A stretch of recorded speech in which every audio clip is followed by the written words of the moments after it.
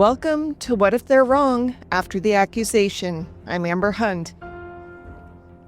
Today I'm reporting on something I wasn't sure I'd ever actually say. Hamilton County Prosecutor Connie Pillage announced on Friday, December 12th, that she's dismissing all charges against Elwood Jones, and more than that, she believes he's innocent. Let me say that again.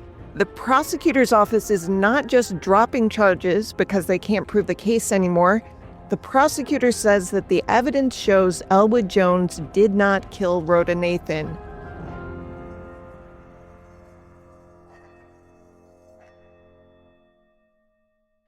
This doesn't happen. Prosecutors don't often admit their office got it wrong, especially not in death penalty cases. They don't stand up and say, "We nearly executed an innocent man." But that's exactly what happened more than 3 decades after Rhoda Nathan was killed at the Embassy Suites Hotel in Blue Ash, Ohio. Here's Pillage talking at a press conference most reporters learned about barely an hour before it began.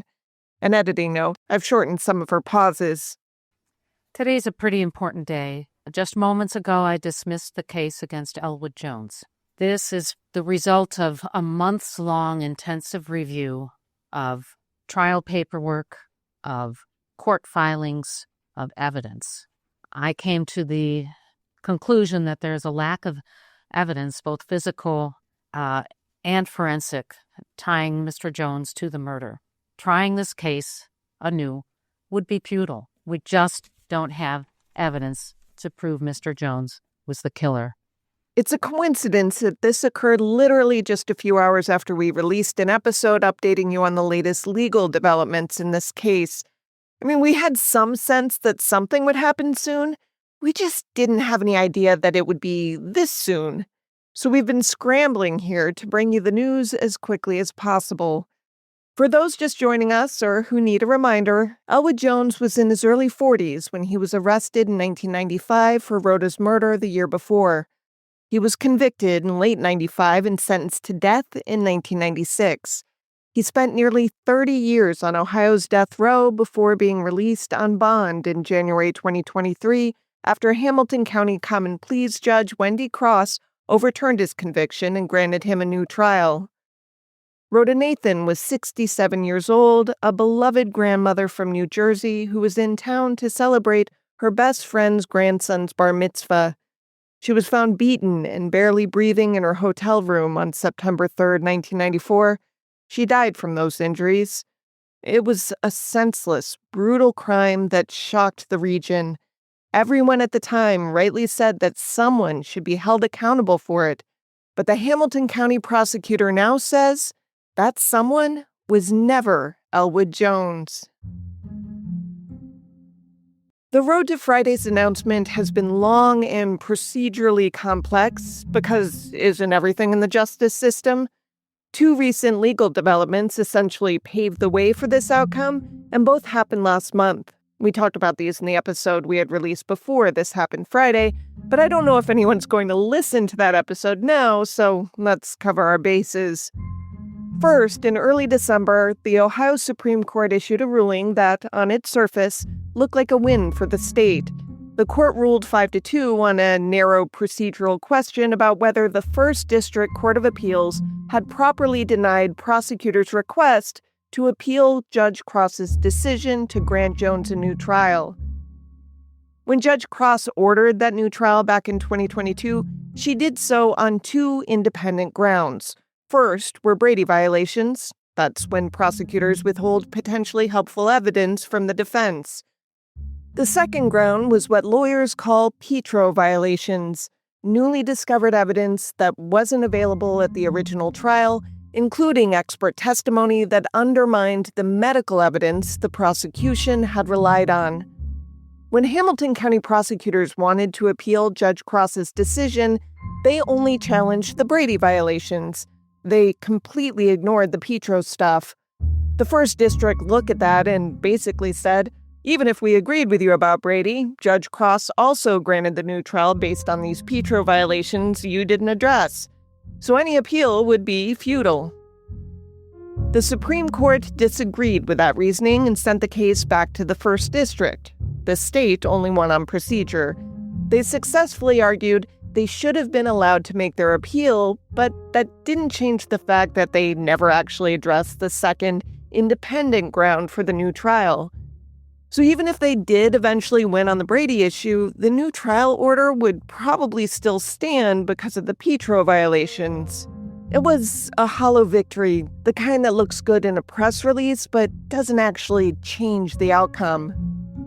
But the real story, the one that made Friday's announcement almost inevitable, came on November 24th, when Jones's defense team filed a motion to dismiss under Ohio Criminal Rule 12K. Now, Rule 12K is one of those procedural tools that doesn't get a lot of attention, but when it applies, it's devastating for prosecutors. The rule essentially says that if the state appeals an issue and loses, they can't use that evidence or witness at trial. It's the court's way of saying, you took your shot, you lost, now you have to live with the consequences. And that's what happened here. Back in August 2022, during the hearing that led to Judge Cross overturning Jones's conviction, the state fought hard to get Officer Michael Bray's testimony from the 1995 trial admitted in any new trial. Bray, who died in 2018, had testified that he found Rhoda Nathan's distinctive gold pendant in Jones's toolbox more than a week after the murder. Bray's discovery has been the subject of scrutiny because, 1, he found the pendant while alone, 2, other investigators had searched Jones' car before he did, and 3, a witness testified that he had actually emptied that toolbox in the days after the murder when he was working on Jones's car, and he said he found no pendant. Yet the pendant was the key physical evidence linking Jones to the crime. Judge Cross ruled that Bray's prior testimony couldn't be used because Jones had not had a fair opportunity to cross-examine him back in 1996. The defense didn't have access to nearly 4,000 pages of investigatory documents that could have been used to challenge Bray's story about finding that pendant. The state appealed that decision, and in August 2025, as I covered in a previous episode in this feed, they lost. The First District Court of Appeals upheld Judge Cross's decision to exclude Bray's testimony. Here's where it gets interesting. When prosecutors appealed that decision, they certified something to the court. When prosecutors want to appeal an order suppressing evidence, they have to certify, quote, that the ruling has substantially impaired the prosecution of the case, end quote. And that's not even the strongest language they used. In previous filings and oral arguments, prosecutors were even more explicit. The state essentially said, without Officer Bray's testimony, we can't introduce the pendant. Without the pendant, our case is destroyed. They certified under oath that, quote, any reasonable possibility of effective prosecution has been destroyed, end quote.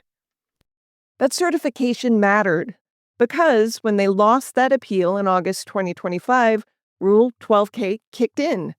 The rule says that when the state loses an appeal on suppressed evidence, they're barred from prosecuting the case if they previously certified that the suppression substantially impaired their ability to prosecute. The defense filed their motion to dismiss on November 24th, arguing exactly this. You certified your case was destroyed without Bray's testimony. You lost your appeal. Rule 12K says you can't prosecute. It's not a discretionary thing. It's mandatory. Now, when I wrote Friday's initial episode, I suspected it was possible that Connie Pillich and her team might look at this argument and realize the defense has a point. But that's not the reason Pillich cited when she said she's not pursuing a retrial against Elwood. She went much further than the procedural argument. Here she is explaining the medical evidence. The coroner did a blood test and found that Mrs. Nathan had hepatitis B. Hepatitis B is extremely contagious. Even tiny, tiny pinpricks of a contagious sample could lead to, and would lead to someone contracting the disease. The testimony at trial was that this was a brutal murder, that the decedent was beaten, there was blood, and that Mr. Jones had an injury on his hand. but he had never contracted hepatitis B from it, and that was the new evidence. And that excludes him as a suspect. This gets complicated, but if you're one of the millions of people who watched the Forensic Files episode about Elwood Jones's case, you might remember that he had an injury on his dominant hand that he sustained the day of Rhoda's murder.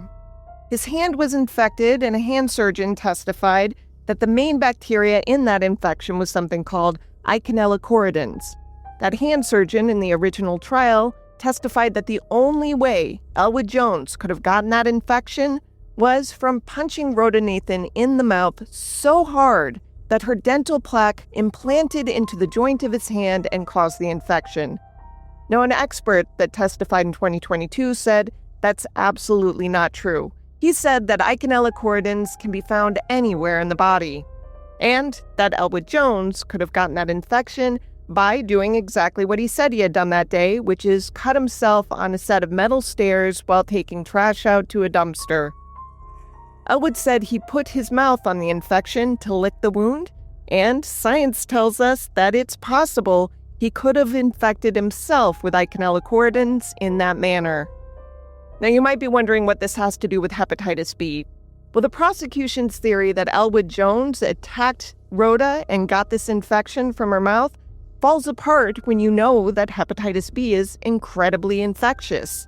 In the intervening 30 years since Rhoda's death, he not only has never tested positive for hepatitis B, but he doesn't have any of the antibodies associated with it. He's never had the disease, and the likelihood of him getting hepatitis B from punching Rhoda in the mouth is a lot higher than him getting an Eikenella corridans infection. So that's what Connie Pillage was referencing during the press conference, and when Amanda Rossman, my producer, and I asked her directly after the press conference whether she personally believes Jones is innocent, here's what she said. I don't think it matters, but yes, when medical evidence excludes him, that's very persuasive to me. But what's most important is what I think a jury would hear, and if I can prove it. That my job is not what I believe, but what I can prove. Of course, it does matter what she thinks, or at least what she publicly says she thinks. So I followed up on her comment. You can hear her fiddling with some papers as she readies to answer me. I've covered a few cases in this arena before. I've never heard a prosecutor say that they thought somebody was innocent. I'm not the type of reporter who usually asks, how does that feel? But I am curious, what does that feel like to think that the system that you're representing now put somebody on death row, no less, for 30 years? Wow. It's a momentous decision, momentous event for a lot of people. My heart does go out to the Nathan family who don't get justice. But my job is to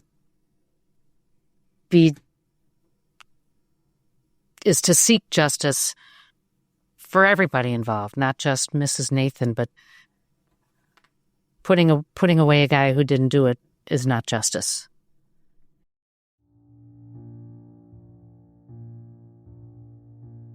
This case highlights several things about how the criminal justice system works and sometimes doesn't work.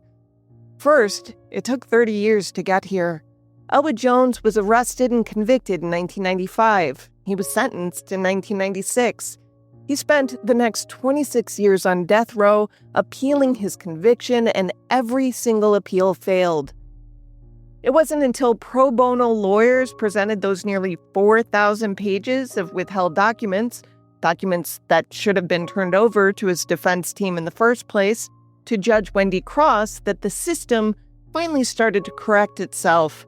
Second, the fact that Prosecutor Pillage is willing to say Jones is not guilty, not just that the case can't be proven, but that he didn't do it, is extraordinary. Even when charges are dismissed for lack of evidence, prosecutors typically maintain that they still believe the defendant is guilty, they just can't prove it. Third, this case shows the downstream effects of prosecutorial misconduct. Those withheld documents weren't just procedural violations. They were potentially the difference between life and death for Elwood Jones. Without them, his defense couldn't properly challenge Officer Bray's testimony about finding the pendant. Without being able to challenge that testimony, the jury convicted him. Based on that conviction, the state of Ohio scheduled his execution. His execution date was scheduled again and again, delayed by appeals. Elwood Jones came within years, sometimes even just months, of being executed for a crime that, as of today, the prosecutor's office says he didn't commit.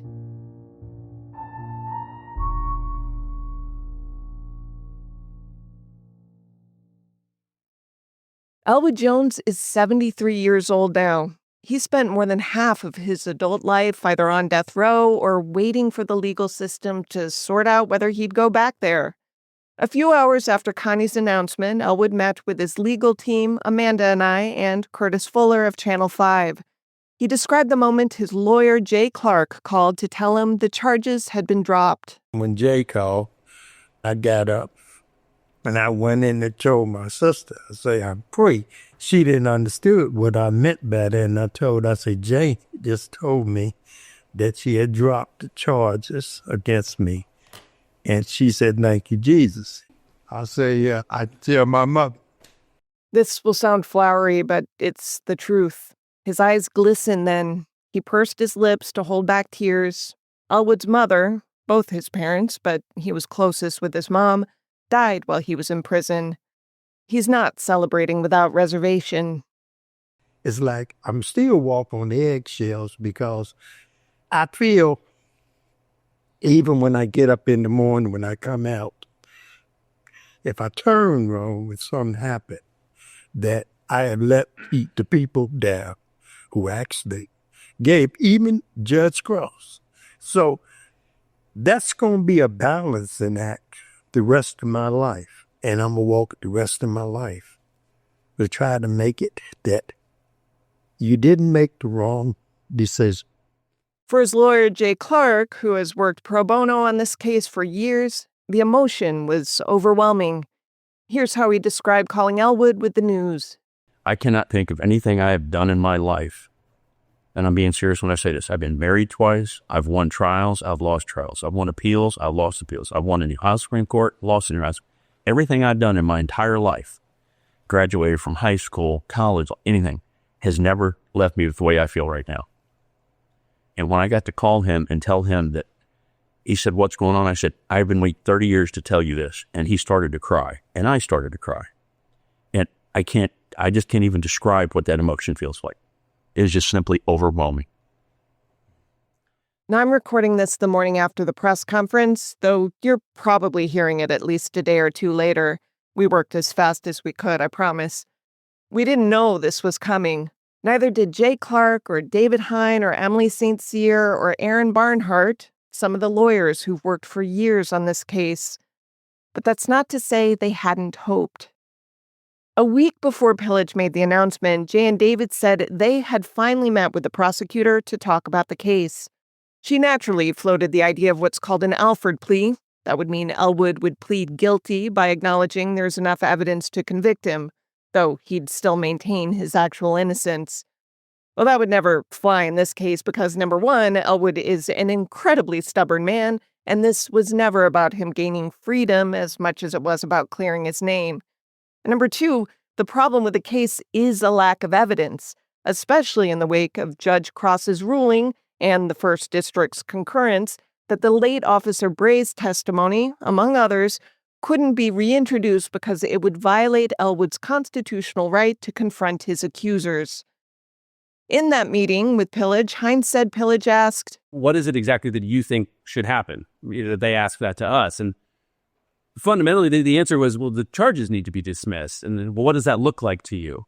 And Emily and I kind of ran through, like, look, if you want us to give you Elwood's Christmas list here, it would be this, this, this, and this. But it doesn't need to be that. And we acknowledge that, like, you could just say, time has passed, we're not doing it anymore, whatever. I think she came pretty close to what we actually would say was the wish list here, because she did do all of the things that you're talking about, where she walked through the fact that, like, you can't look at this evidence and conclude that he's guilty. As for Rhoda Nathan's actual killer, that's an open question. Her case is now unsolved. Pillage said it would be up to the Blue Ash Police Department to decide if they want to reopen the investigation, which she acknowledged would be tricky after all these decades. The withheld documents included information about alternate suspects, including tips about people who were seen near her hotel room around the time she was killed. Rhoda's family has firmly believed in Jones's guilt. They've declined my interview requests over the years, but they've been vocal in their conviction that justice was served when Jones was sentenced to death. Friday's news will undoubtedly be devastating for them. Here was Valentine Nathan in a video produced by former prosecutor Joe Dieters after Cross overturned Jones's conviction. The mere fact that he's still even alive after all the appeals and everything else, that I'm not ashamed to say it, that he's still breathing? Seriously? My mother is not here. And this guy is still breathing and still appealing. I'm not saying that him dying is going to be fair. No. But him living is certainly not fair.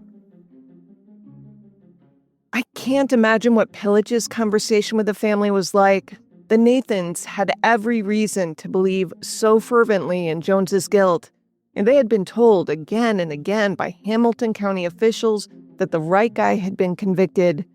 Families who've undergone trauma like that want a sense of closure. They're vulnerable too, so they're inclined to believe the people who are fighting on their behalf to solve the case. I imagine that even today, they're hearing from people no longer in power that Pillage got it wrong and that her decision was purely political. The Nathans are victims in this case too, not just of Rhoda's murder, but of a system that gave them certainty where the evidence didn't support it. They deserved better than that. And Rhoda deserved a real investigation that followed every lead, not one that locked onto Elwood Jones and stopped looking. That's something Pillage herself acknowledged in her press conference.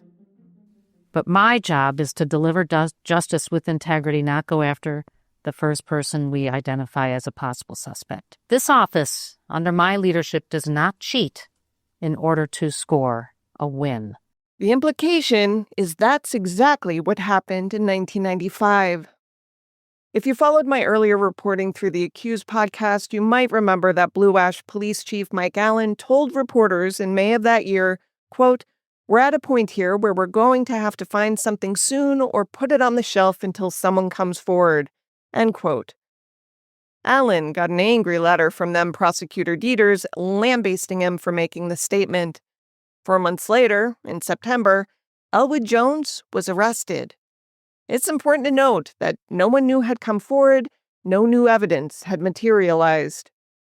Pillage noted in her press conference that the withheld investigatory documents included information about alternate suspects. There had been, we've learned of poor follow-up on evidence of multiple alternative suspects and information provided by multiple witnesses at the scene. And this information, again, pointed to multiple alternative suspects.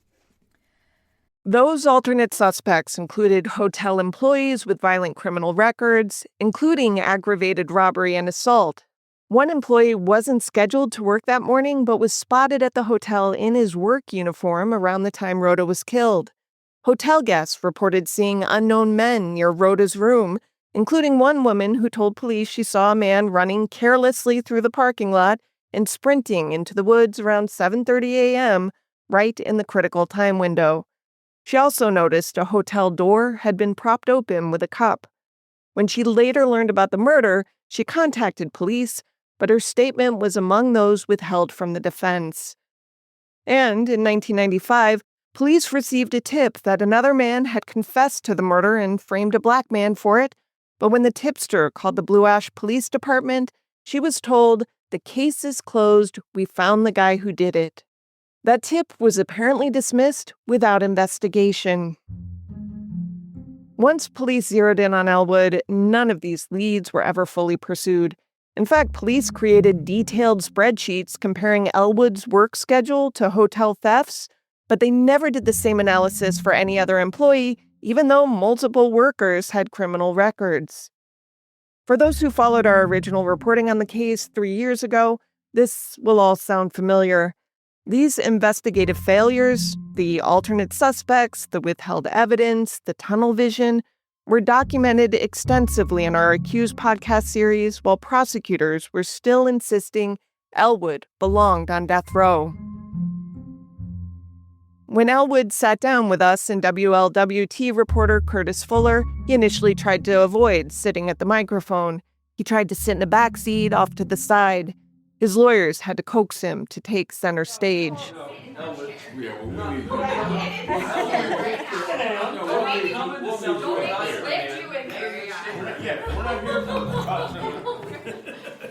It seemed fitting for a man who just spent more than 3 decades insisting he didn't belong in the spotlight prosecutors had put him in. At times during the conversation, when asked what kept him going all these years, he said simply his faith. But he's also a gruff man, and watching him process this moment, vindication mixed with something that looked like disbelief, was jarring.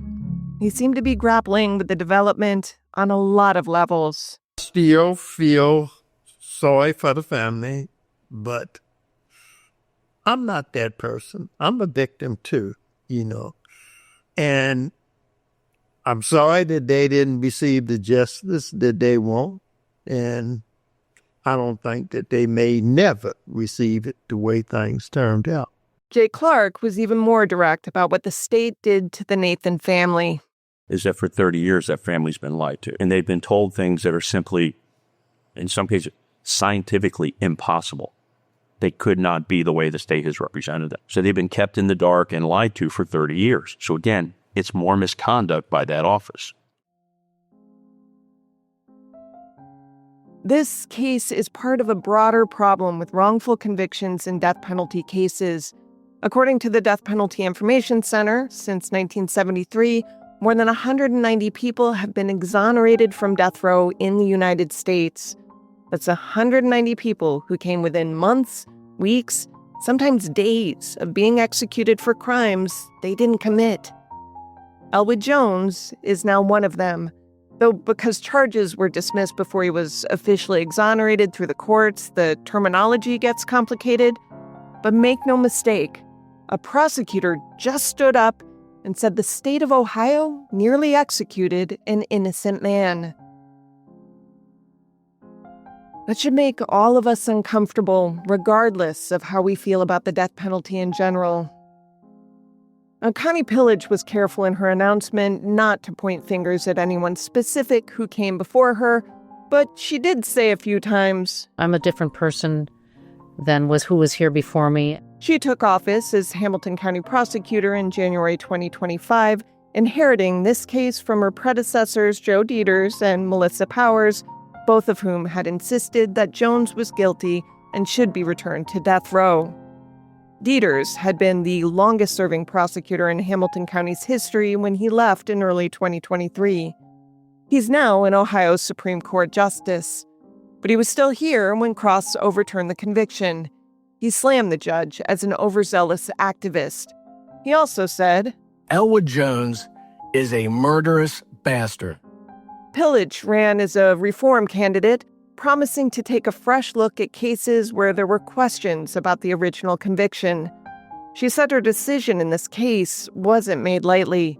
She hand-delivered her motion to dismiss to Judge Cross, who signed it, quote, without hesitation, end quote. I got very emotional about it because I realized what we were doing was big and in my mind, a big step for justice. And by the way, that dismissal was with prejudice, which means Elwood Jones can't be charged in this case again. Also Friday, Pillage announced plans to follow through on her reform promise in another way. She vowed to begin a conviction integrity unit that follows national guidelines. She said more cases like Elwood's would get re-examined. The wheels of justice move slowly, sometimes glacially slowly, but in Elwood Jones's case, they finally seem to have moved in the right direction. It only took 3 decades.